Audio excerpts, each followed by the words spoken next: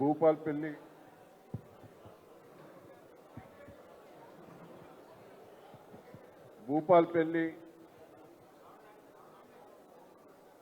నియోజకవర్గ విస్తృత సమావేశానికి అధ్యక్షత వహించిన సోదరి జిల్లా పార్టీ అధ్యక్షురాలు గండ్ర జ్యోతి గారికి, ఈ కార్యక్రమంలో పుట ఆర్గనైజేషన్ చేసిన మీ అభిమాన నాయకుడు తమ్ముడు గండ్ర రమణారెడ్డి గారికి, సీనియర్ నాయకులు భూపాల్పల్లి లోపట ఎన్నో సేవలు చేసిన పెద్దలు మసూంచార్ గారికి, సీనియర్ నాయకులు నాకు మంచి మిత్రులు పెద్దలు బసవరాజయ్య గారికి, నాకు మంచి మిత్రులు మాజీ జిల్లా పరిషత్ చైర్మన్ పెద్దలు సమ్మారావు గారికి, తమ్ముడు వాసుదేవరెడ్డి గారికి, రాకేష్ రెడ్డి గారికి, మనకు అన్ని తీర్ల కార్యకర్తలను ఉత్సాహపరిచేందుకు వచ్చిన ఎవరు డాక్టర్ సీనియర్ నాయకుడు డాక్టర్ రాజయ్య గారికి, zilla parishad vice chairman, municipal chairman, municipal vice chairman, వేదికను అలంకరించిన జడ్పీటీసీలు, ఎంపీపీలు, మండల పార్టీ అధ్యక్షులు, వివిధ స్థాయిలో పనిచేస్తున్న ఎంపీటీసీలు, మాజీ సర్పంచులు, గ్రామ కమిటీ, మండల కమిటీ సభ్యులకు, పత్రికా మీడియా మిత్రులందరికీ పేరు పేరున నా ఉదయపూర్వక నమస్కారాలు. దయచేసి ఓటమి చెందినమని భయపడకుండా, నేను 40 ఏళ్ళ రాజకీయాలున్నా, గెలుపు ఓటమిని చాలా చూశాను. మనం ఒక 3-4 నెలలు కొద్దిగా బాధపడతాం. పార్లమెంట్ ఎన్నికల తర్వాత విజృంభించాలి, పార్లమెంట్ ఎన్నికల లోపలనే విజృంభించాలి. పార్లమెంట్ ఎన్నికల తర్వాత మన కార్యకర్త మీద కానీ మన మీద కానీ ఎంబడి పడితే ఉరికిచ్చు కొట్టేటట్టు మనం తయారు కావాలి. నేను జిల్లా పార్టీ అధ్యక్షునిగా పనిచేశాను గతంలో. నేను భూపాల్పల్లికి చాలాసార్లు కూడా వచ్చాను. అంతకుముందు భూపాల్పల్లి ఎట్లుండనే అదో ఊరు, కానీ ఒక్కొక్కసారి రివ్యూ చేసుకుంటారు ప్రజలు. మనం అనుకుంటాం కాంగ్రెస్ ప్రభుత్వంలో అధికారం ఉన్నప్పుడు వచ్చాను, తెలుగుదేశం పార్టీ అధికారం ఉన్నప్పుడు వచ్చాను. అసలు భూపాల్పల్లి చిన్న పల్లె, ఎవరు పట్టించుకోలే, రోడ్లు లేవు, వీడికి రావాలంటే ఏడుపు వచ్చేది. శివార్ పల్లె. ఈరోజు కేసీఆర్ గారి నాయకత్వంలో భూపాల్పల్లి ఎట్లా తీర్చిదిద్దిందని ప్రజలు రివ్యూ చేసుకోరాని నేను ఒకటే మిమ్మల్ని రిక్వెస్ట్ చేస్తున్నా. ఓడిపోయేదానికి కారణాలు ఉన్నాయి. ఊరికే వీలైనా ఒకసారి మార్గం తీయాలి. 2, మనం కొన్ని హామీలు ఇయ్యని చేసినాం. రైతు బంధు హామీ ఇయ్యలే, కళ్యాణ లక్ష్మి ఇయ్యలే, కేసీఆర్ కిట్ ఇయ్యలే, ఎన్నో చేసినాం. ఇంతకంటే 24 గంటల కరెంట్ అనలే, ఇంటింటికి నీళ్ళు అనలే, దళిత బంధు అనలే, బీసీ బంధు అనలే. అన్నది హామీ ఇచ్చింది. ఒక రుణమాఫీ పూర్తిగా చేస్తే అయిపోయింది. అది 80% చేసి 20% చేయకపోయాకే వాడు 2 లక్షలు చేస్తాడట. డిసెంబర్ 9కి ఎవరికి వస్తుందట అని టకా టకా టకా గుద్దిపారేసింది. ఇప్పుడు ఇట్టి ఇట్టి ఇట్టి ఇట్టి అంటారు.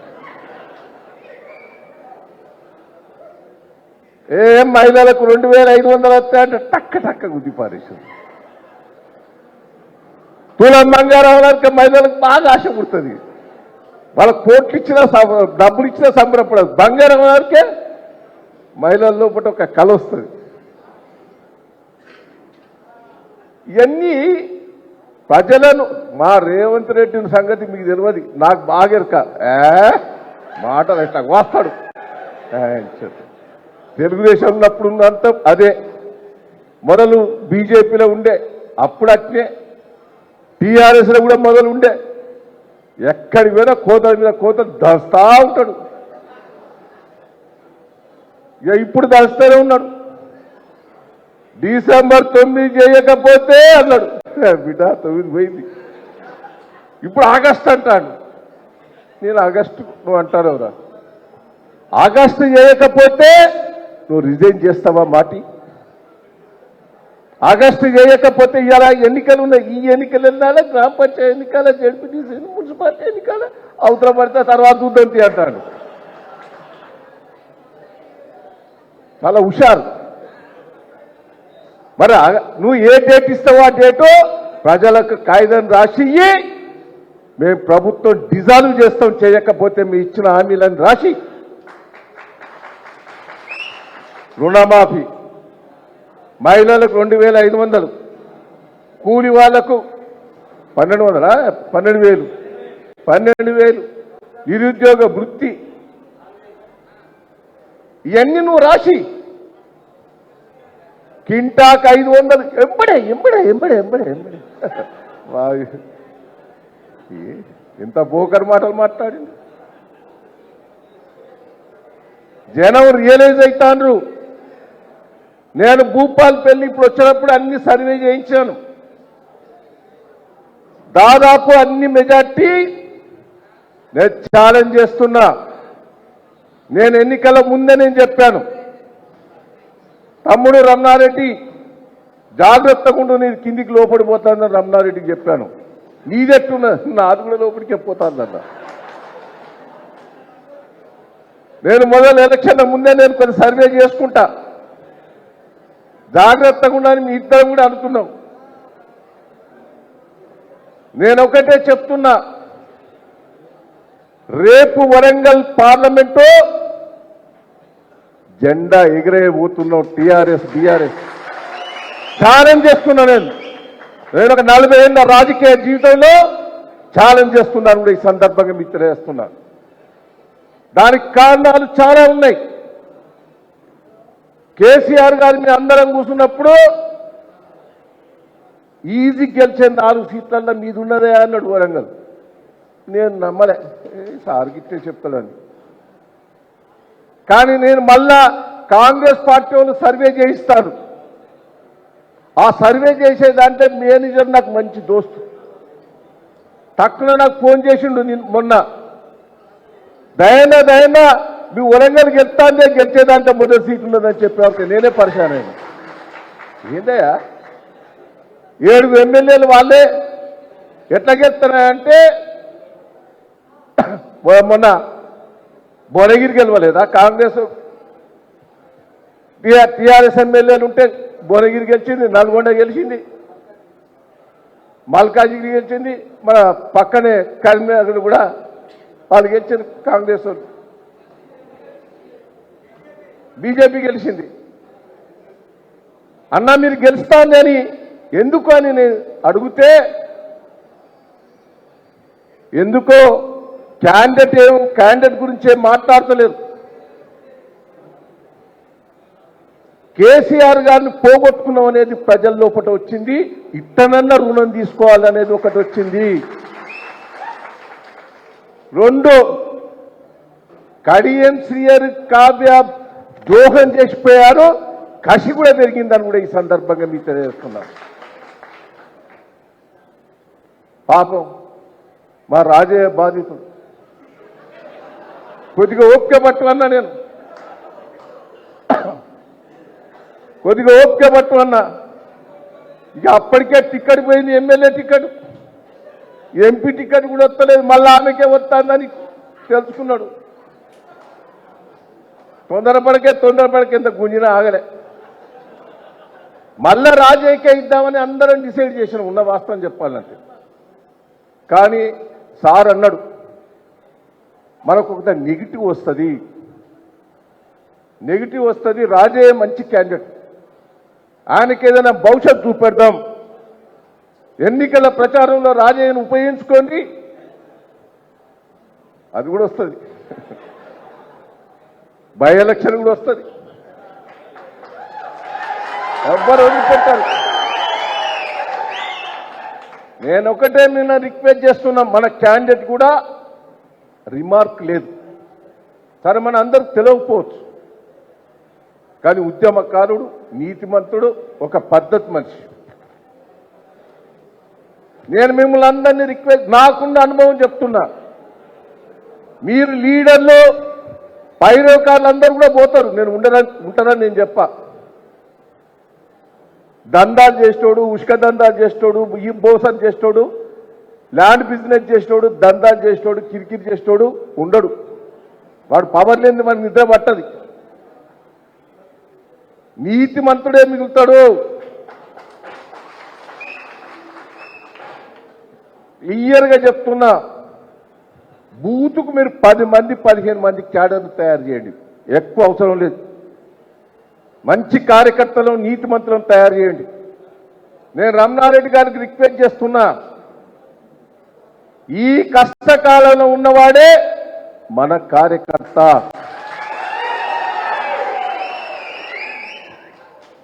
కాంగ్రెస్ పార్టీ ఉన్నోడు మన శత్రువు కాదు, నేను అది కూడా చెప్తున్నా.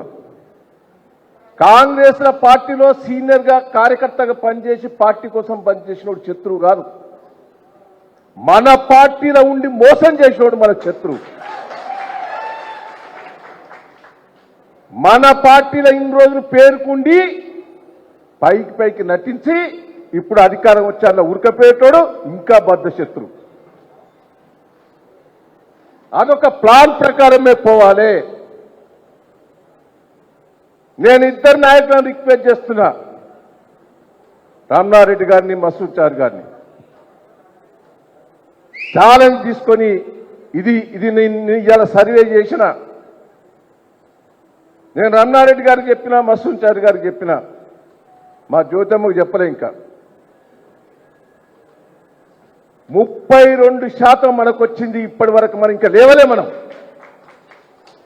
31 కాంగ్రెస్ పార్టీ వచ్చింది, 28 దాకా బీజేపీ వస్తాను, 28 బీజేపీ వస్తాను. నేనొకటే, ఇప్పటికి మనం 1% మనం ఎక్కున్నాం. నేను మళ్ళా వాళ్ళు ఇచ్చిన నివేదిక ఏంటంటే, ఇంకా మీరు ప్రచారం మొదలు పెట్టలేదు, ప్రచారం మొదలు పెడితే ఇంకో 5-6% పెరుగుతుందని కూడా వాళ్ళు రిపోర్ట్ ఇచ్చారు. నేను కార్యకర్తలందరూ కూడా రిక్వెస్ట్ చేస్తున్నా, భవిష్యత్తు మీ ఎన్నికలు, సర్పంచ్, ఎంపీటీసీలు, సొసైటీ ఎన్నికలు ఉంటాయి. ఎప్పుడైతే మనకు ఆ ఊర్లో మెజార్టీ వచ్చిందో, నియోజకవర్గంలో మెజార్టీ వచ్చిందో, వరంగల్ పార్లమెంట్లో మెజార్టీ వచ్చిందో, చేతులు ఎత్తేస్తాం. పవర్ ఉండి కూడా మనం తెచ్చుకోలేమనేది ఫీల్ అవుతాం. నాకు రాజకీయంగా నేను చెప్తున్నా, దయచేసి జిద్దునెస్ రాండి. ప్రజల్లో వచ్చింది మార్పు, ఇంకా కార్యకర్తలు యాక్టివ్ అయితలేరు. ప్రజలు ఇవాళ కాంగ్రెస్ తిట్టనోడు లేడు. ఇదివరకు ఏముండేదంటే, అధికార పార్టీని తిట్టాలంటే ప్రజలు ముందుకు రాకపోయేది, లేదా కార్యకర్తలే తిట్టేది, ప్రజలు బయటపడకపోయేది. టైం వచ్చినప్పుడు ఓటేద్దాం అనేది. కానీ ఇప్పుడు ప్రజలు బయటపడతారు. మీకు అర్థమవుతుందో లేదో, కసి కొడుతున్నారు. మీరు యాక్టివ్గా ఉంటే వన్ సైడ్ అవుతుంది. మీ దగ్గర కాంగ్రెస్ క్యాడర్ ఉన్నది కొద్దిగా, అదే పక్కాల కాంగ్రెస్ పార్టీ క్యాడర్ లేకున్నా, వర్ధన్నపేట కాంగ్రెస్ పార్టీ క్యాడర్ లేకున్నా గెలిచిందా లేదా? మా దగ్గర అసలే లేదు. గెలిచింది అంటే జనం ఏం కోరుకున్నారు? మార్పు కావాలని కోరుకున్నారు. ఇప్పుడేం కోరుకుంటారు జనం? ఒక్కసారి బుద్ధి చెప్పాలరా. అది మీరు ఆర్గనైజేషన్ మొండిగా చేస్తే ఇట్లా లేస్తుంది. నేను చెప్తున్న రాజకీయ అనుభవంతో ప్రభుత్వం మొత్తం దివాలు తీసింది. మీకు అనుభవం తెలుస్తా లేదా? ఒక్కసారి విశ్లేషణ చేసుకోండి. రాష్ట్ర ప్రభుత్వ ఆదాయం కూడా మొత్తం పోగొట్టుకున్నాడు. ఉదాహరణకు లేదు, 100 కోట్లు ఒక రోజు ఆదాయం ఉంటే 30 కోట్లకు పడిపోయింది. ఈయన దోపిడికి ప్రతి ఐటీ కంపెనీ, ప్రతి రియల్ ఎస్టేట్ దగ్గర కోట్లు వసూలు చేసి మొత్తం దివాలు తీసి వేరే రాష్ట్రాలకు వెళ్ళిపోతానే. కేసీఆర్ గారు ముఖ్యమంత్రి కాకముందు భూపాలపల్లిలో 30,000, 50,000 ఎకరం ఉండే. నేను చెప్పేది తప్ప కరెక్ట్? కేసీఆర్ గారు ముఖ్యమంత్రి అయినాక 1,00,000 అయింది. మళ్ళా 1,00,000 నుంచి 2 అయినాయి, 3 అయినాయి, 5 అయినాయి, దిగిపోతాడనక 50 లక్షలు, కోటి రూపాయల దాకా ఎకరం. రేవంత్ రెడ్డి గారు వచ్చిండు. హైదరాబాద్ లో ప్రాపర్టీస్ మొత్తం పడిపోయినాయి. ఊళ్ళల్లో ఇదివరకు భూమి కొంటడం తిరిగేది. ఎవడంతలో శుద్ధం కొంటారు. ఇప్పుడు అమ్ముతాలో కొంటూడు. 50 లక్షలు, 20 లక్షలకు అందామన్న ఓడుకుంటారు. ఇది వాస్తవం కాదా? రాబోయే రోజుల్లో ఇంకా ఘోరంగా పడిపోతుంది.